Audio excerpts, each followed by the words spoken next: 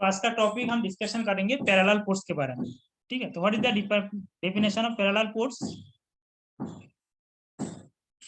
The definition is nothing but the forces whose line of action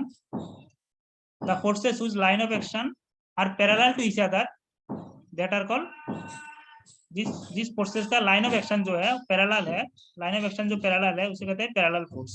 ठीक है, बहुत सारी फोर्स है 1 2 3 4। ठीक है, ये सारा फोर्स का लाइन ऑफ एक्शन अगर एक दूसरे से पैरेलल है, ठीक है, उसे कहते हैं पैरेलल फोर्स।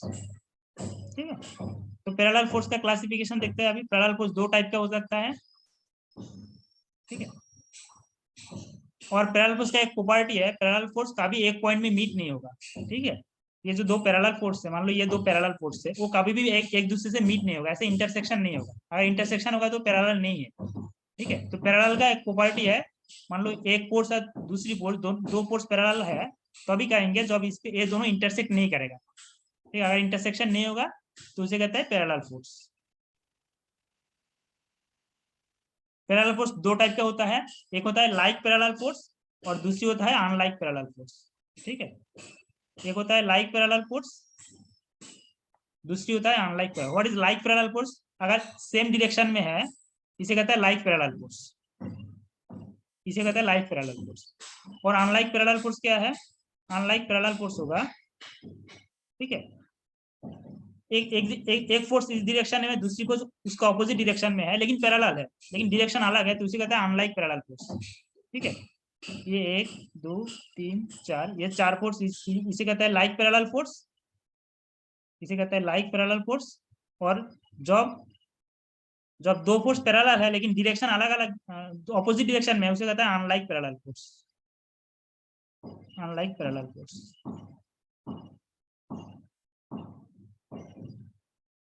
ठीक है, एक होता है लाइक पैरेलल फोर्स, एक होता है अनलाइक पैरेलल फोर्स।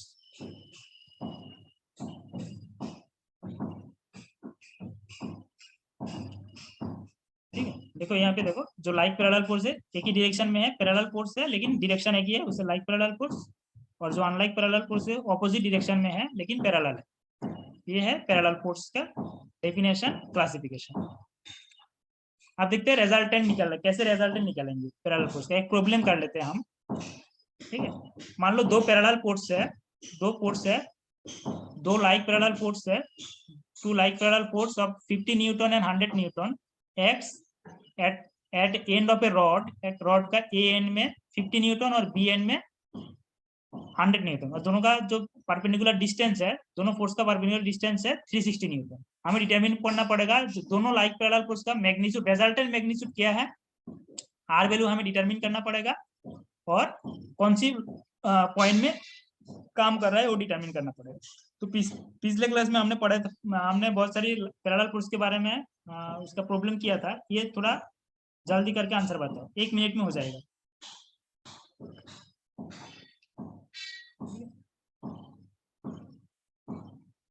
हमें डिटरमिन करना पड़ेगा what is the magnitude of R resultant force और what is the position, point of application, R का पॉइंट ऑफ एप्लीकेशन।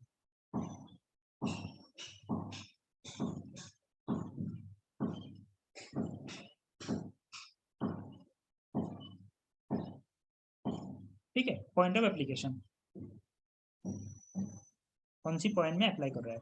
यहाँ पे मैंने ड्राइंग में देखा दिया, मान लो यहाँ पे आर मैग्नीट्यूड है और ए पॉइंट से एक्स डिस्टेंस में है, तो हमें एक्स का वैल्यू क्या है, कितनी एमएम होगा, इसका वैल्यू डिटरमिन करना पड़ेगा।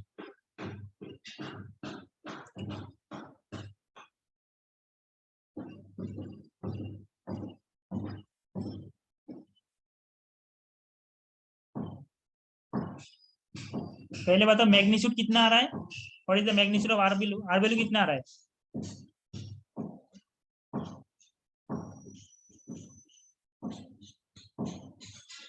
Sir 150 newton. 150, right, 150 kilometre. ठीक है,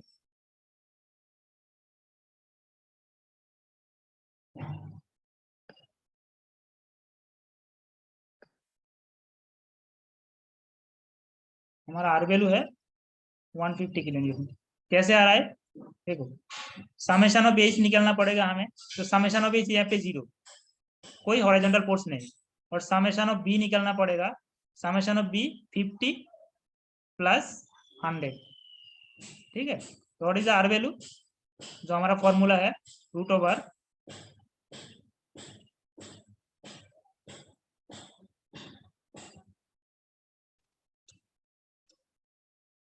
समेशन ऑफ h का square plus summation of b का होल स्क्वायर। हाँ, summation of A square plus summation of B का होल स्क्वायर।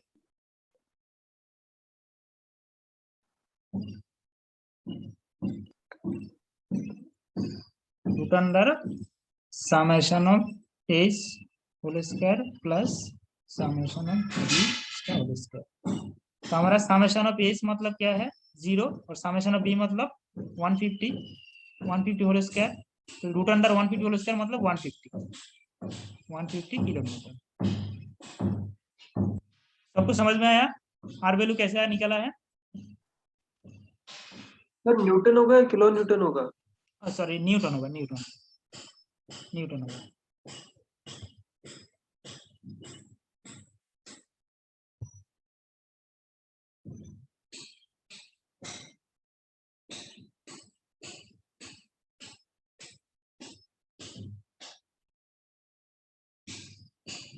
ठीक है, तो आप देखते हैं डायरेक्शन निकलने के लिए हमें मोमेंट लेना पड़ेगा, ए पॉइंट के रिस्पेक्ट में मोमेंट लेना पड़ेगा, ठीक है। मैग्नीट्यूड आर वैल्यू 50 डायरेक्टली हम कर सकते हैं। ऐसे पैरेलल फोर्स आएगा तो समेशन ऑफ ए और समेशन ऑफ बी का भी जरूरत नहीं है, डायरेक्टली सम कर दोगी तो आ जाएगा क्योंकि हॉरिजॉन्टल फोर्स नहीं है, ठीक है। अब देखिए point of application. Point of application से पहले हम क्या पढ़ना पड़ेगा, हम डिटरमिन कौन सी पोजीशन है, सी पॉइंट जो वैल्यू है, मान लो हम यहाँ पे एज्यूम कर लिया सी पॉइंट में अप्लाई हो रहा है ये आर वैल्यू, तो ए से सी का डिस्टेंस क्या है, तो हम एज्यूम कर लेते हैं ए से डिस्टेंस है x, x is the distance between the line of action of resultant force and the point A। तो AC वैल्यू है x, हमें x वैल्यू डिटरमिन करना पड़ेगा। तो x वैल्यू डिटरमिन करने के लिए हमें मोमेंट लेना पड़ेगा, क्योंकि हम कोई भी रिजल्टेंट फोर्स का पोजीशन निकालने के लिए हमें मोमेंट लेना पड़ेगा। तो हम लिखते हैं मोमेंट ए पॉइंट के रिस्पेक्ट में हम मोमेंट लेंगे, ठीक है, ए पॉइंट के रिस्पेक्ट में हम मोमेंट लेंगे। और किसी भी मोमेंट को सम करने से पहले आप साइन कन्वेंशन फॉलो करना पड़ेगा, clockwise positive, anti clockwise negative, ऐसे करके हम वो प्रोवाइड करेंगे, ठीक है। तो प्रिंसिपल ऑफ मोमेंट जो है summation of clockwise moment equal to summation of anti clockwise moment, ठीक है। तो यहाँ पे देखो समेशन ऑफ क्लॉकवाइज मोमेंट और summation of anti clockwise moment.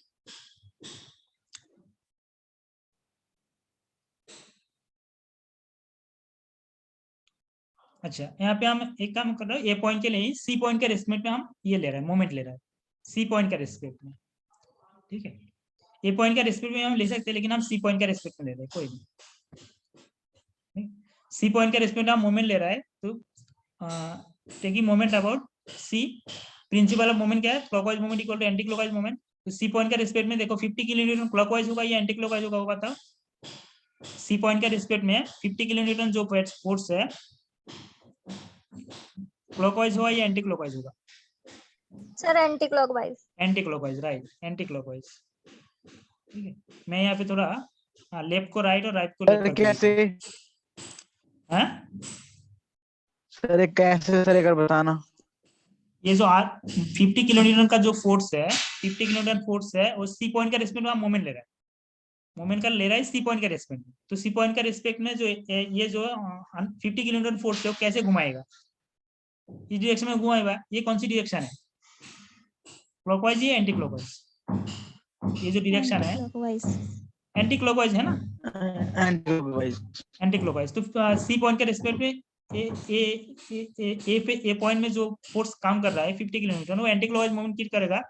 तो यहाँ पे एंटी क्लॉकवाइज, एक्चुअली मैं यहाँ पे थोड़ा रिवर्स करके लिखा हूँ, क्लॉकवाइज के जगह पे एंटी क्लॉकवाइज लिखा हूँ, कोई बात नहीं, ठीक है। ये एंटी क्लॉकवाइज है 50, और मोमेंट का वैल्यू कितना होगा, फोर्स इंटू डिस्टेंस। फोर्स हमारा 50 किलोमीटर, डिस्टेंस हमारा एज्यूम कर लिया हमने x, तो 50 इंटू एक्स, यहाँ पे लिख लिया 50 इंटू एक्स इक्वल टू, ये देखो बी पॉइंट में जो फोर्स काम कर रहा है 100 किलोमीटर फोर्स, वो क्लॉकवाइज होगा या एंटी क्लॉकवाइज होगा?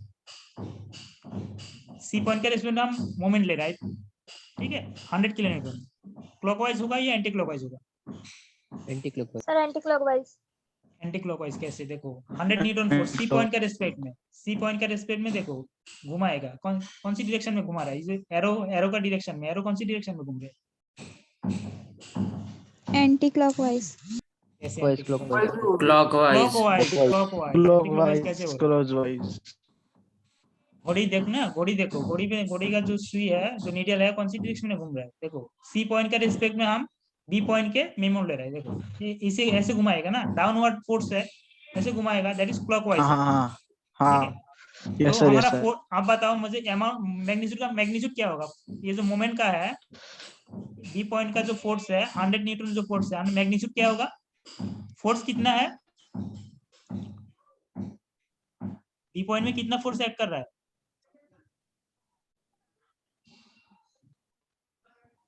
सर 100। 100। तो बताओ ना, 100 into distance C to B, distance कितना है?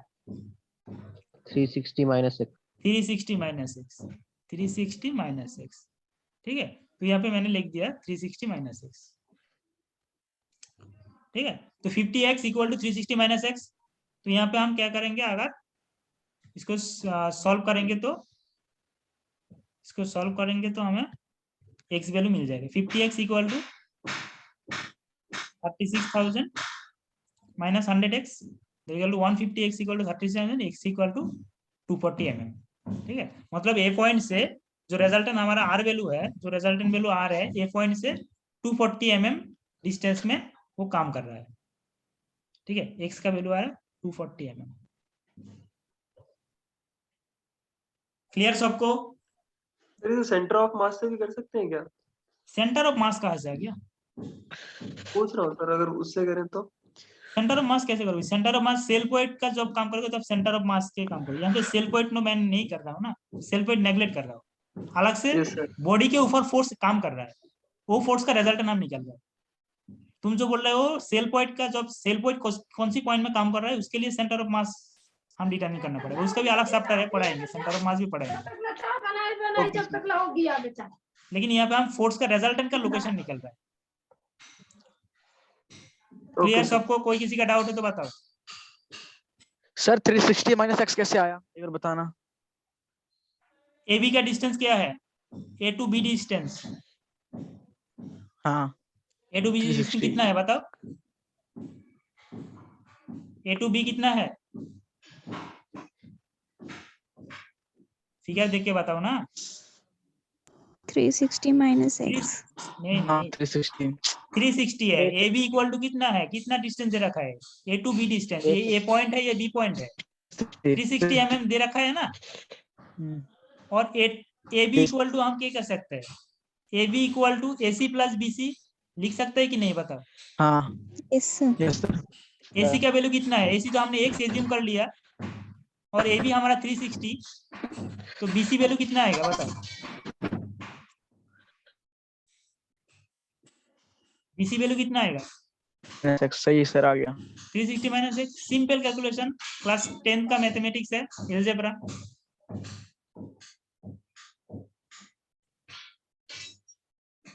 क्लियर सबको?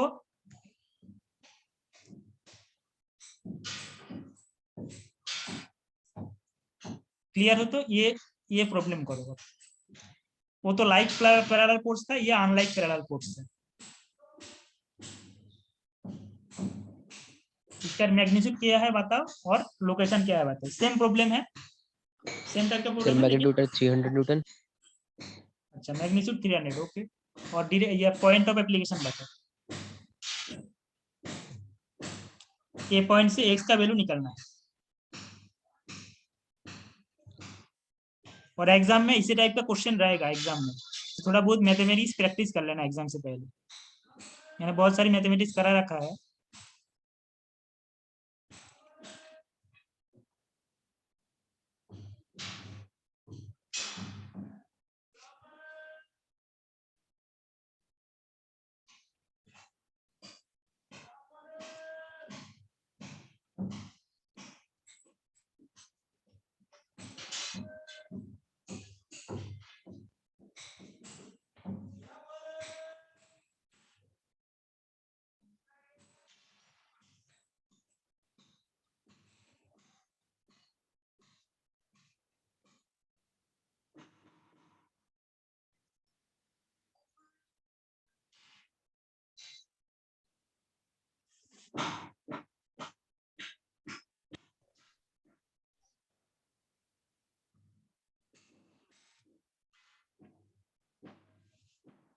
कितना आ रहा है x का वैल्यू? इतना टाइम क्यों लग रहा है?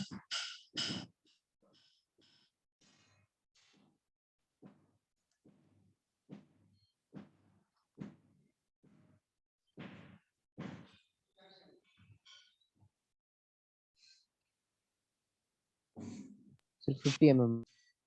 50 mm, ठीक है, देखते हैं। देखो मैग्नीट्यूड निकालने के लिए सेम फॉर्मूला है, आर वैल्यू हमें 300 न्यूटन, ठीक है। यहाँ पे देखो कैसे आया है,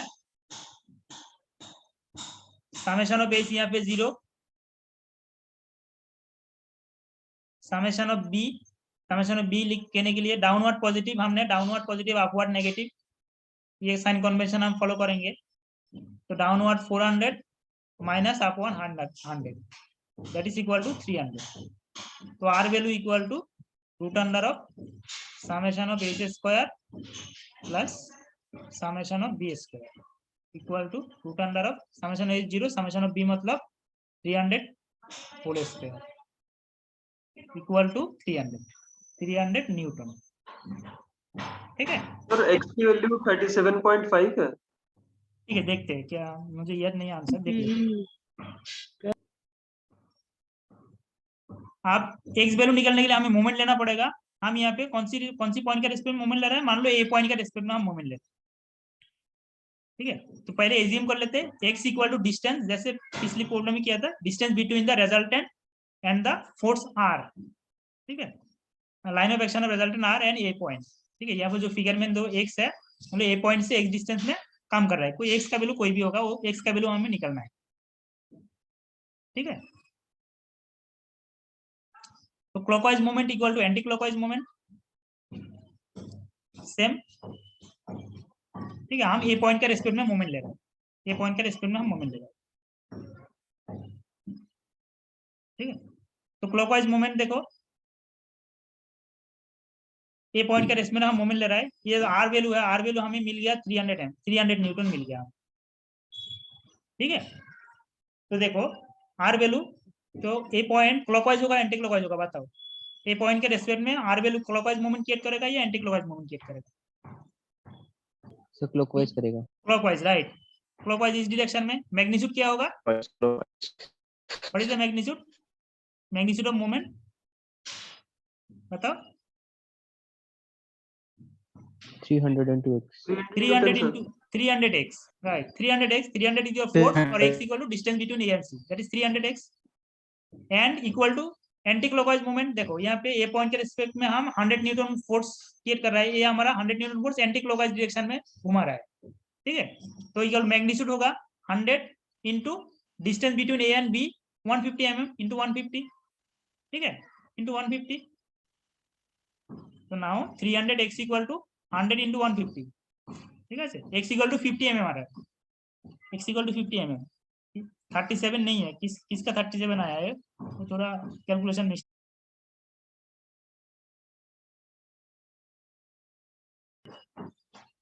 क्लियर सबको? Yes sir.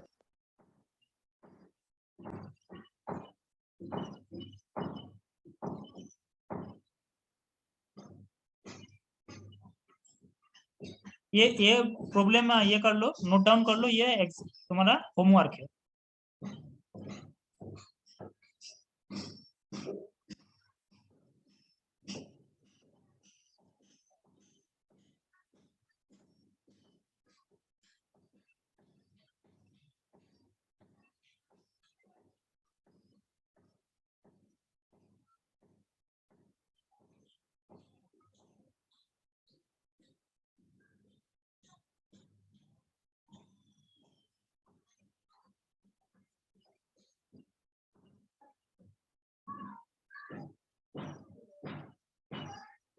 कर लिया नोट डाउन? No sir. कर लो।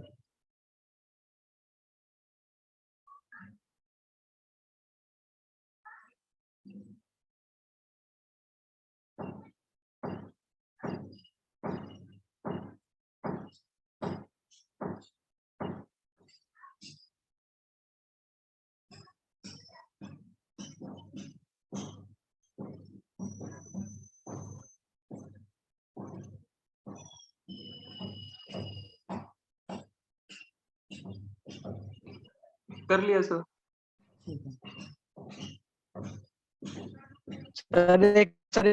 सर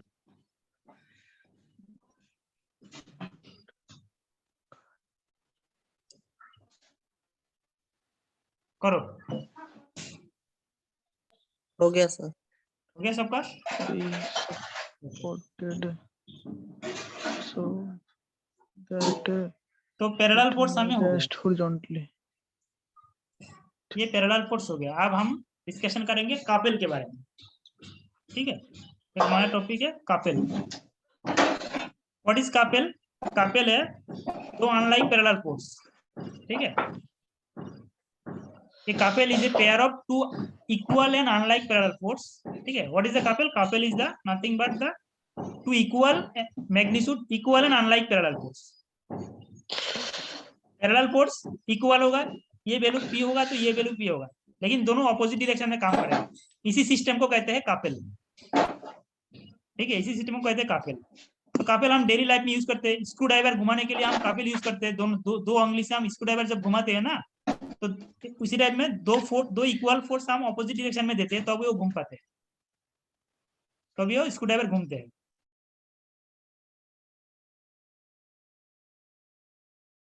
तो हम डिस्कशन कर रहे थे कापेल के बारे में। What is the couple? Couple is nothing but a two equal and unlike parallel force, two equal and opposite parallel force system को कहते हैं कापेल, ठीक है? जैसे हम यूज करते हैं कोई स्क्रू ड्राइवर घुमाने के लिए, दो फोर्स हम यूज करते हैं ऑपोजिट डायरेक्शन। दो उंगली से स्क्रू ड्राइवर जब घुमाओगे तो दो उंगली से दो फोर्स हम अप्लाई करते हैं, तो इसे कहते हैं कापेल, ठीक है? कापेल जनरली हम काफी यूज करते हैं, कोई भी चीज को रोटेट करने के लिए हम कापेल यूज करते हैं, ठीक है? लेकिन दरवाजा घुमाने के लिए भी कापेल यूज होता है, क्योंकि हम एक फोर्स अप्लाई कर रहा है, लेकिन जो दरवाजा के वॉल के साथ जो अटैच है उसमें automatically equal and opposite direction में फोर्स अप्लाई हो रहा है, इसलिए वो दरवाजा घूम पाते हैं, ठीक है? तो कोई भी रोटेशन, जहां पे रोटेशन होगा वहां पे कापेल तो रहेगा, ठीक है?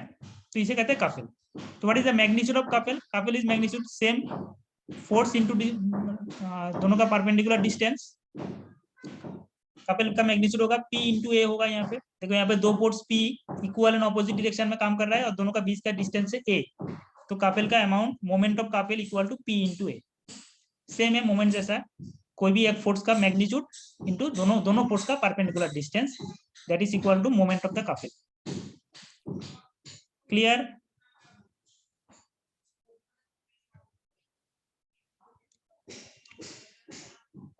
तो कापेल का एक प्रॉपर्टी भी है। कापेल का एक प्रॉपर्टी क्या है? सम ऑफ द फोर्सेस कोई भी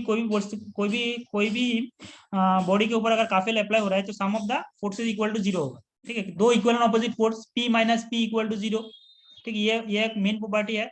तो अगर P 0, summation of force equal to 0, there is no translational motion. कोई भी बॉडी के ऊपर अगर कापेल अप्लाई हो रहा है तो वो बॉडी मूव नहीं करेगा, ठीक है? लेकिन रोटेट करेगा, ठीक है? तो ये दो प्रॉपर्टी है। एक है summation of forces equal to 0, अगर समेशन ऑफ फोर्सेस 0 होगा तो दूसरी प्रॉपर्टी है कोई ट्रांसलेशनल मूवमेंट नहीं होगा और ओनली रोटेशनल मूवमेंट होगा,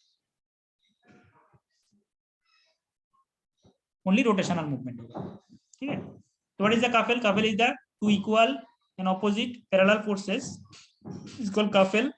कापेल के कोई भी बॉडी के ऊपर अगर कापेल अप्लाई होता है तो बॉडी मूव नहीं करेगा, ओनली रोटेट करेगा। और कोई भी कापेल सिस्टम में summation of force equal to 0 होता है, ठीक है?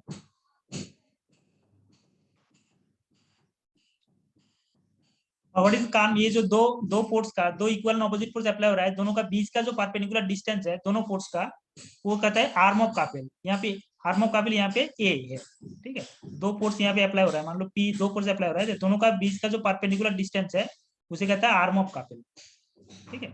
उसे कहता है आर्म ऑफ कापेल,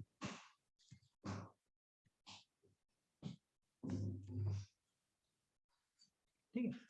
और जो मोमेंट हमने कैलकुलेट किया है मोमेंट ऑफ कापेल, उसका और एक टेक्निकल नाम है, टॉर्क कहता है, टॉर्क, ठीक है?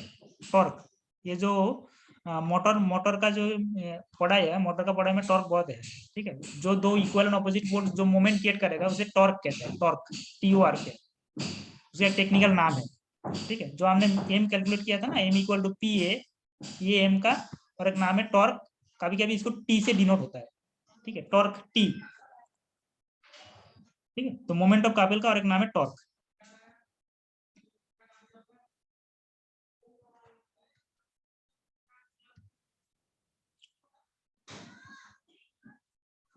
डेली लाइफ में जैसे कि हमने वाटर टैप बेसिन में हाथ धोने के लिए वाटर टैप को खोलने के लिए हम क्या करते हैं, सेम काफिल अप्लाई करते हैं, ठीक है। उस थोड़ा घुमा देते हैं ऑपोजिट रिवर्स डायरेक्शन में, एंटी क्लॉकवाइज या क्लॉकवाइज, क्लॉकवाइज के घुमाए तो ओपन नॉल ओपन हो जाएगा, एंटी क्लॉकवाइज से घुमाए तो बंद हो जाएगा, ठीक है। अपने बेसिन में यूज होता है, स्क्रू ड्राइवर में हम यूज करते हैं, ठीक है। स्क्रू ड्राइवर घुमाने के लिए हम काफिल यूज करते हैं, ठीक है।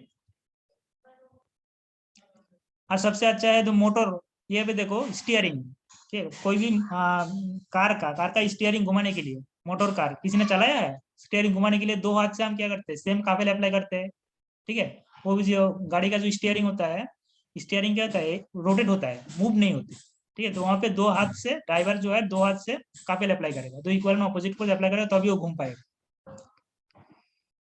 ठीक है। तो ये है हमारा डेली लाइफ में काफिल का क्या हम यूज करते हैं कैसे, ठीक है। वो है एग्जाम्पल है, प्रैक्टिकल एग्जाम्पल है।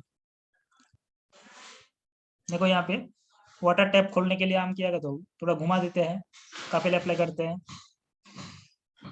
अब काफिल का क्लासिफिकेशन, ठीक है, दो टाइप का क्लासिफिकेशन है, clockwise Kafeel, anti clockwise Kafeel. Clockwise Kafeel है जो कपिल सिस्टम कोई भी बॉडी को क्लॉकवाइज डायरेक्शन में घुमाएगा, उसे कहता है क्लॉकवाइज कपिल। और जो कपिल सिस्टम कोई भी बॉडी को एंटी क्लॉकवाइज डायरेक्शन में घुमाएगा, उसे कहते हैं anti clockwise couple. Sign convention क्या है, अगर क्लॉकवाइज पॉजिटिव लेते हैं तो एंटी क्लॉकवाइज नेगेटिव लेंगे हम, अगर कोई एंटी क्लॉकवाइज पॉजिटिव लेते हैं तो क्लॉकवाइज नेगेटिव लेगा, ठीक है। यह है कपिल का क्लासिफिकेशन। अब देखिए कुछ कैरेक्टरिस्टिक्स, तो कैरेक्टरिस्टिक्स तो मैंने ऑलरेडी बहुत सारी कैरेक्टरिस्टिक्स बता दिया।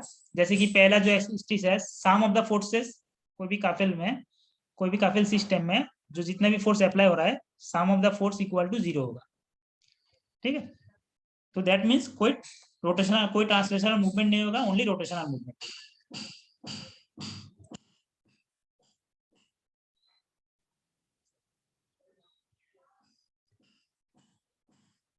तो ये कैरेक्टरिस्टिक मैंने ऑलरेडी बता दिया है, एक बार देख लोगे, यहाँ पे मैंने लिख भी दिया हूँ। आप मुझे बताओ इसका, ये जो है कपिल सिस्टम है, इस कपिल सिस्टम में मोमेंट ऑफ कपिल क्या है बताओ, magnitude of Kapil, magnitude of moment of Kapil और टॉर्क, तो टेक्निकल टर्म है, नया टर्म हमने सीखा है टॉर्क। टॉर्क वैल्यू कितना होगा, जल्दी बताओ।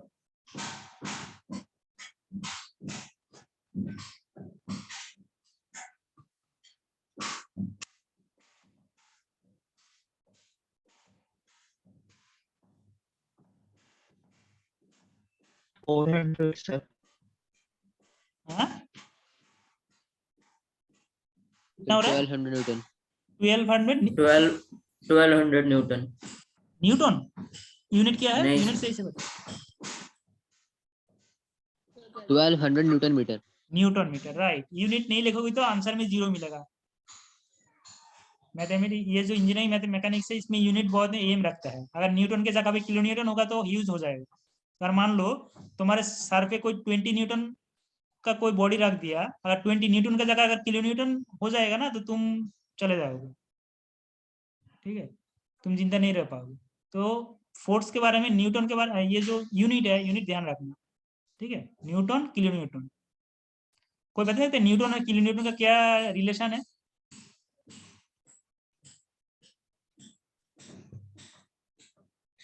सर किसका? न्यूटन और किलो न्यूटन के बीच में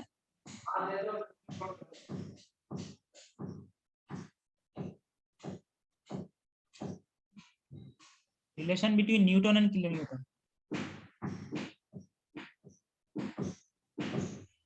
सो 1 किलो न्यूटन में 1000 न्यूटन होते हैं। Right, 1000 newton, 1 kilo newton equal to 1000, ठीक है। किलो मतलब 1000 है ना, ग्राम, और जैसे ग्राम और केजी आता है ना, ग्राम और केजी है, केजी समान 1000 ग्राम, ठीक उसी तरह 1 newton equal to 1 kilo newton तो 1000 न्यूटन। ये प्रभास कुमार कौन है? प्रभास कुमार है? प्रभास अभी क्लास में है?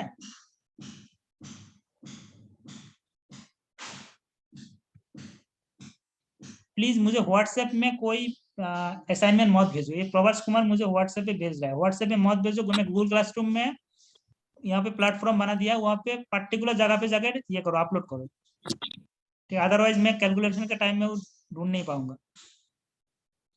कोई भी जॉब असाइनमेंट अपलोड करना है गूगल क्लासरूम में जाकर इंडिविजुअल जगह पे अपलोड करो। सर इसलिए नहीं होता। हाँ सर गूगल क्लासरूम में प्रॉब्लम हो गया। प्रॉब्लम क्यों होगा? सारा स्टूडेंट का तो वहाँ पे अपलोड हो रहा है, तुम प्रॉब्लम नहीं होगा। तुम दोबारा अपलोड करो, या नेट का कोई प्रॉब्लम होगा शायद। एक्चुअली वहाँ पे अगर एक जगह में रहेगा ना तो कैलकुलेट करने में आसानी होता है, बाद में अगर हो जाए छूट जाए ऐसा हो सकता है, तो वहाँ पे भेजो सब कुछ। मैं सारा स्टूडेंट को बोल रहा हूँ असाइनमेंट जो है गूगल क्लासरूम में भेजना है, ठीक है। तो यहाँ पे मोमेंट कैसा है? तो यहाँ पे P1 equal to P2 equal to 200 newton, और हमारा मोमेंट का फॉर्मूला क्या है? और हमारा जो आर्म है, ये जो काफेल आर्म है, काफेल आर्म हमारे 4 + 2 इक्वल टू 6 मीटर। तो couple moment of couple equal to P into है, हमें माता है P इक्वल टू 200 और A equal to 6, that is equal to 1200 newton metre, ठीक है। ये सिंपल प्रॉब्लम है, क्लियर सबको? Yes, sir. ओके, अब ये प्रॉब्लम नोट डाउन कर लो, ये भी तुम्हारा होमवर्क है।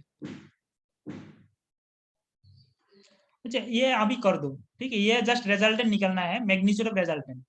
ये 2 फोर्स काम कर रहे हैं यहाँ पे, 3 फोर्स 20, 30 और 20 किलो न्यूटन। इसका जस्ट मैग्नीट्यूड निकलना है, लोकेशन की जरूरत नहीं, मैग्नीट्यूड निकलना है। ये शायद करवाया था मैंने। आंसर बताओ थोड़ा तुरंत, 2 मिनट में बताओ आंसर।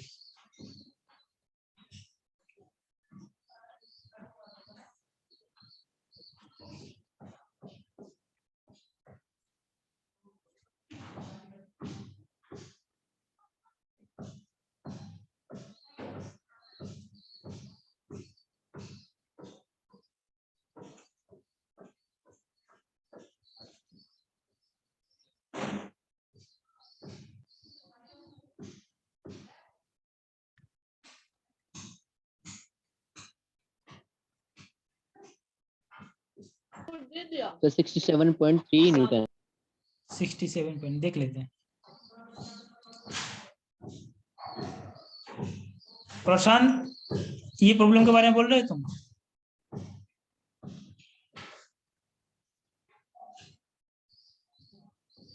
प्रशांत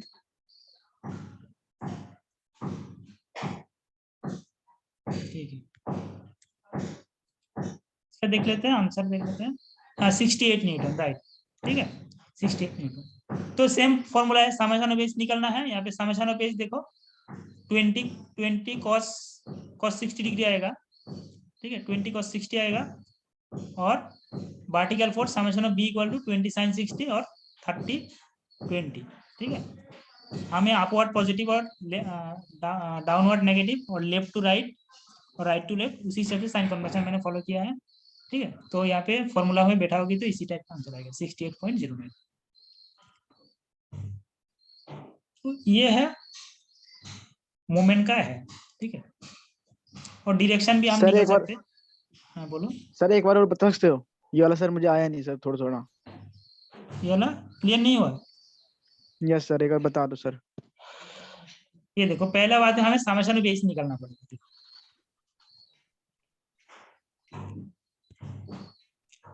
तो समेशन ऑफ एज निकालने के लिए हमें क्या करना पड़ेगा? देखो 20 न्यूटन का हॉरिजॉन्टल फोर्स क्या है? पहला फोर्स का हॉरिजॉन्टल कंपोनेंट 0 होगा, क्योंकि वो तो वर्टिकल है, हॉरिजॉन्टली कुछ है ही नहीं, है ना। Yes yes sir. प्लस 30 का 0 होगा, और यहाँ पे देखो 20 का तो 20 का देखो 20 का यहाँ पे ये ऐसे एक्ट हो रहा है 20 का, ठीक है। ये 60 डिग्री होगा, तो ये हमारा 60 डिग्री होगा, है ना। तो ये 60 होगा, तो हॉरिजॉन्टल कंपोनेंट देखो, हॉरिजॉन्टल कंपोनेंट का वैल्यू कितना होगा? देखो यहाँ पे हॉरिजॉन्टल एक्ट करेगा और ऐसे वर्टिकल एक्ट करेगा। हॉरिजॉन्टल का हमें पता है 20 एफ कॉस थीटा, थीटा मतलब यानी 60 डिग्री, और वर्टिकल इक्वल टू है 20 साइन 60 डिग्री, है ना। ठीक है, तो हमने साइन कन्वेंशन फॉलो करना पड़ेगा एक।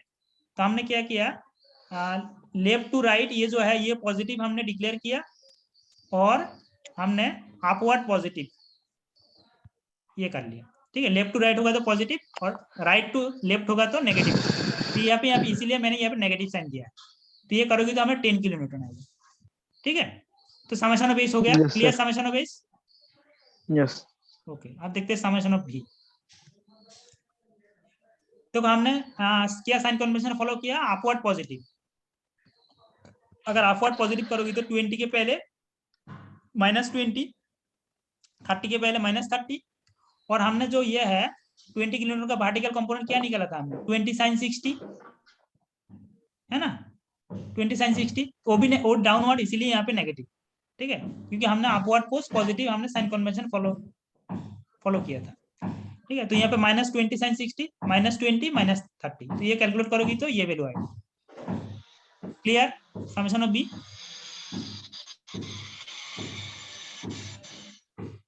हाँ क्लियर? Yes sir. ओके, बाकी तो फॉर्मूला में अप्लाई कर दो। जो हमारा एक्सप्रेशन है, रिजल्टेंट का एक्सप्रेशन क्या है, r equal to summation of B square plus summation of B square, value put कर दो, आंसर आ जाएगा। Clear? Yes sir. Okay, thank you. उसी से हम डायरेक्शन भी निकल सकते हैं। अल्फा वैल्यू डायरेक्शन कैसे है, summation of B by summation of बेस करेंगे तो अल्फा वैल्यू निकलेगा। अल्फा हमारे 81.55 डिग्री आया है। ठीक है,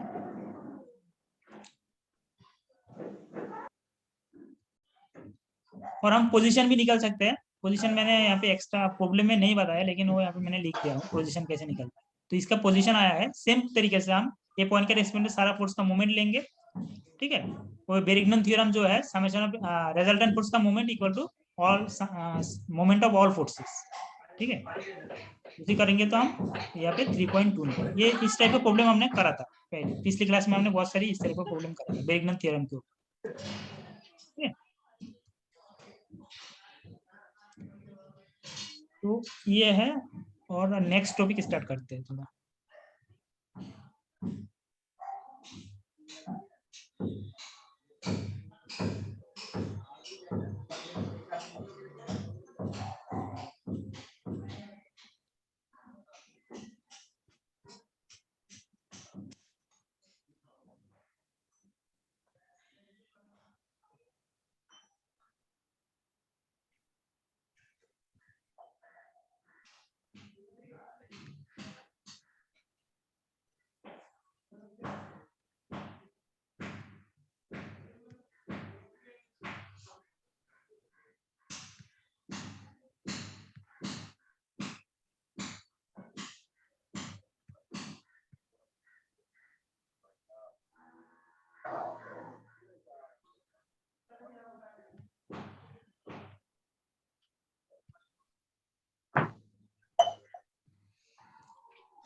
तो ये है हमारा लास्ट टॉपिक है, ये जो analysis of equilibrium of a body.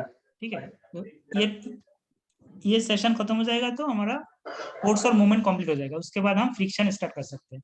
ठीक है, तो इसके लिए और एक क्लास चाहिए, इसमें बहुत सारी प्रॉब्लम है, तो आप थोड़ा बहुत इंट्रोडक्शन आज पढ़ लेते हैं हम। तो कोई भी बॉडी के ऊपर एनालिसिस करने से पहले, अगर मान लो कोई भी बॉडी के ऊपर बहुत सारी फोर्स अप्लाई हो रहा है, तो कौन सी फोर्स अप्लाई हो रहा है उसके बारे में हमें कुछ जानकारी चाहिए। ठीक है, क्योंकि देखो प्रैक्टिकल फील्ड में देखो, मैंने तो यहाँ पे बता दिया है एग्जांपल की तरह पे, मैंने बता दिया एग्जांपल के करके मान लो। ठीक है, ये बॉडी है, ये बॉडी पर बहुत सारी फोर्स अप्लाई हो रहा है। ठीक है, ये इसका अमाउंट भी हमने दे दिया, ये मान लो 100 100 200। ठीक है, तो ये जो वैल्यू मैंने दिया है, ये तो पहले कैलकुलेट करना पड़ेगा। प्रैक्टिकल फील्ड में जब काम करोगे, मान लो जब बिल्डिंग बनाओगे, ब्रिज बनाओगे, तो उसमें कौन सी फोर्स कितने अमाउंट में आएगा और क्या क्या फोर्स काम करेगा, वो तुम्हें देखना पड़ेगा। अगर एक भी फोर्स छूट जाए ना तो ब्रिज गिर जाएगा। मतलब ब्रिज इंजीनियर, तुम्हें सिविल इंजीनियर और ब्रिज बना रहे हो, कोई भी फोर्स छूटना नहीं चाहिए। सारा जितना भी फोर्स वहाँ पे काम कर रहा है वो तुम्हें डिटरमिन करना पड़ेगा। ठीक है, एग्जाम्पल में मैंने यहाँ पे समझा प्रॉब्लम थ्योरी समझाने के लिए तो मैंने वैल्यू दे दिया, लेकिन प्रैक्टिकल फील्ड पे जब काम करोगे तो ये जो वैल्यू है, कितना वैल्यू है, तुम्हें डिटरमिन करना पड़ेगा। मान लो ब्रिज बना रहे हो, मान लो बिल्डिंग बना रहे हो, तो वो सारा हर एक एलिमेंट के ऊपर कितना कितना फोर्स आ रहा है तुम्हें खुद डिटरमिन करना पड़ेगा। तो उसके लिए हमें जानकारी चाहिए बॉडी के ऊपर कौन सी फोर्स आता है। ठीक है, type of force acting on a body. ठीक है, तो देख लेते हैं कितनी टाइप का फोर्स, किसी भी बॉडी के ऊपर कितनी टाइप का फोर्स एक्ट होता है।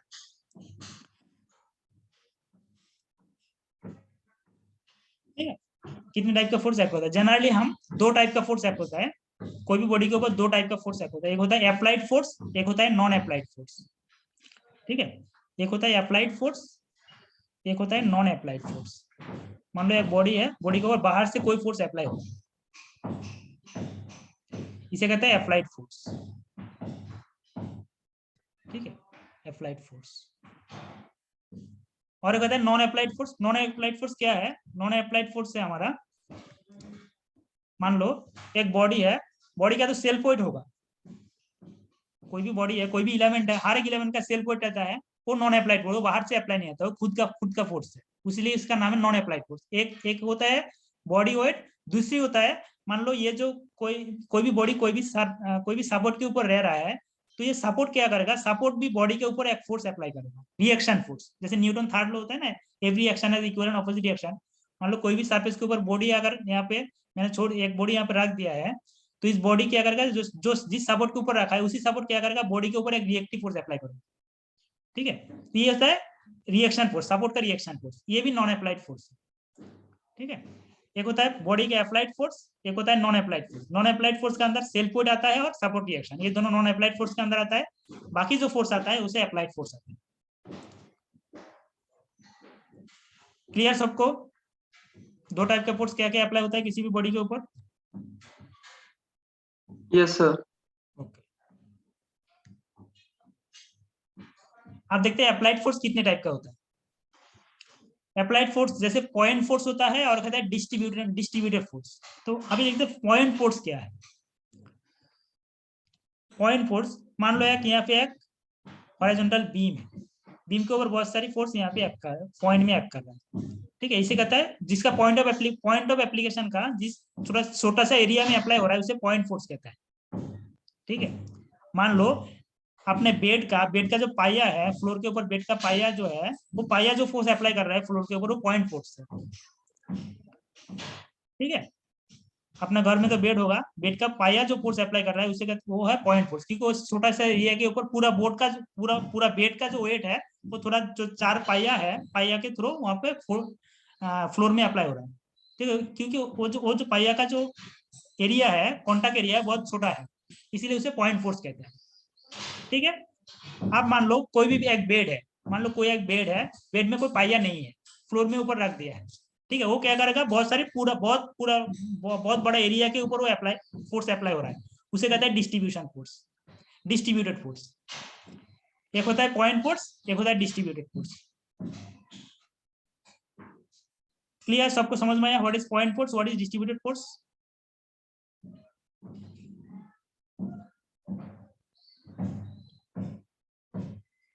Yes, sir. बाकी एक ही स्टूडेंट से यस सर कर रहा है, बाकी स्टूडेंट का क्या है? अगर समझ में आ रहा है तो बताओ yes sir. Yes sir. Okay, yes sir. Yes, sir. ठीक है, वेरी थैंक यू। जैसे इंटरेक्शन करना चाहिए, इंटरेक्शन नहीं करोगे तो भूल जाओगे। क्या होगा, अप्लाइड फोर्स होगा, तो पॉइंट फोर्स क्या है जो मैंने ऑलरेडी बता दिया है, डिस्ट्रीब्यूटेड फोर्स भी बता दिया। अब डिस्ट्रीब्यूशन फोर्स के 2 टाइप का फोर्स होता है, एक होता है लीनियर फोर्स, एक होता है uniformly variate force, UVL, uniformly varying load, और यूनिफॉर्मली डिस्ट्रीब्यूटेड लोड। ठीक है, मान लो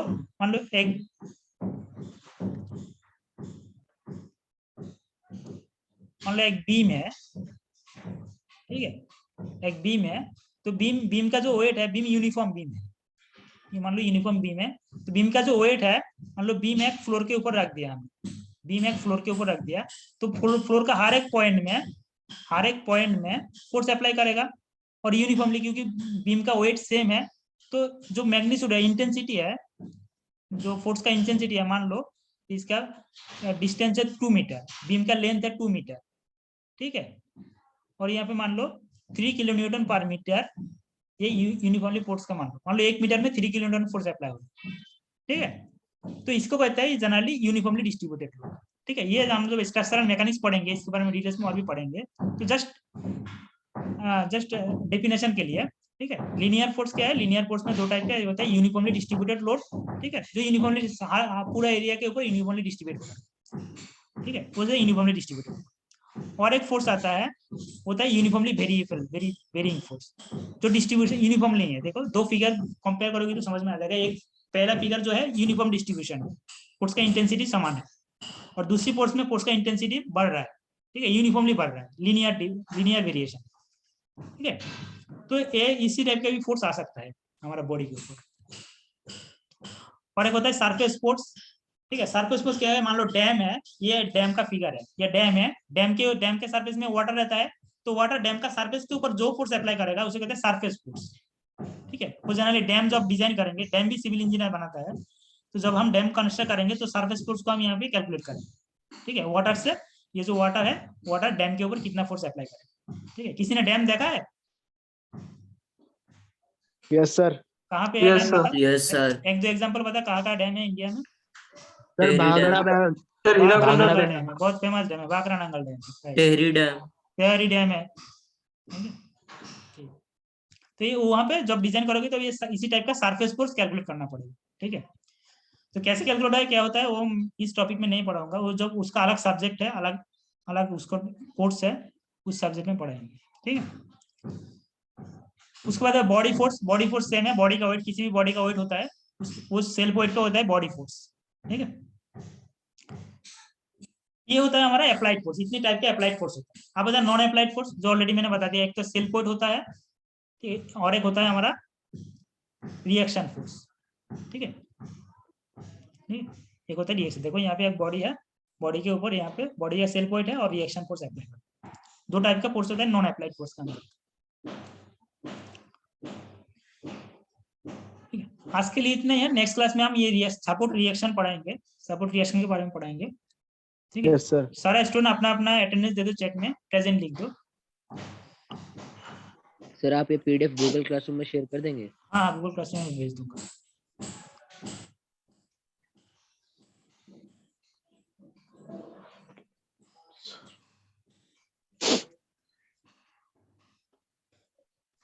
और सारे स्टूडेंट को मैं कह रहा हूँ, बहुत सारे स्टूडेंट अटेंडेंस नहीं देते हैं, मैं यहाँ पे देख रहा हूँ 30 या 35 स्टूडेंट अटेंडेंस देते हैं, क्योंकि अटेंडेंस का भी और मार्क्स है, क्योंकि इसका रिकॉर्ड मेरे पास रहेगा।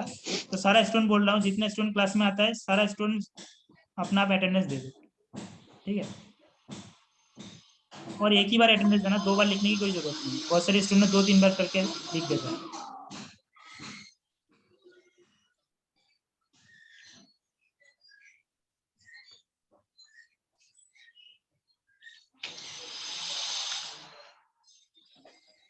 लीव कर सकते हैं सर अब?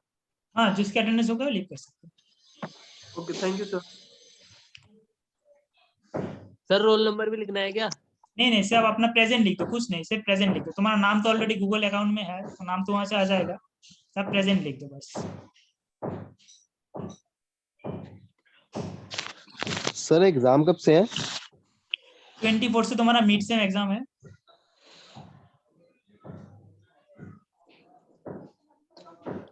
सर एग्जाम के बीच में छुट्टी मिलेगी?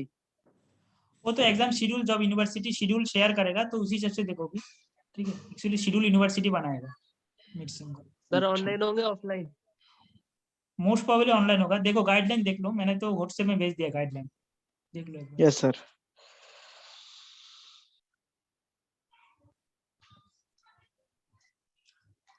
सबका अटेंडेंस हो गया? आई थिंक सबका हो गया।